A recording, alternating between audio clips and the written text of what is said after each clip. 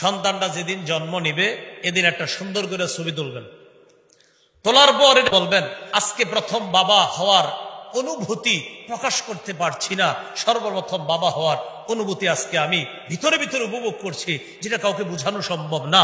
No caption উপরে লেখা দিয়ে দিলেন ফেসবুকে, এটা হলো প্রথম কাজ। আরেকজন লিখবেন চাচা হওয়ার স্বাদ অনুভব করলাম, এটা প্রথম কাজ। না কি কোন এটাই তো হচ্ছে প্রথম কাজ। এটা হইতেছে এই বেচারা এখনো দুনিয়াতে আসে নাই, হ্যাঁ ফেসবুকে এসে বলছে। কেন এগুলা করেন বলেন? ওর উপরে না মানুষের নজর লাগবে? এই বাচ্চাটা এখনো দুনিয়াতে আইসা সারে নাই, কতগুলা কাজ বাকি আছে, এর আগে আপনি ওরে দিয়ে দিলেন ফেসবুকে। এরপরে বিপদে পড়ার পর দোয়া চায়, খালি কি কয় দোয়া চায়, ফেসবুকে দোয়া চায়।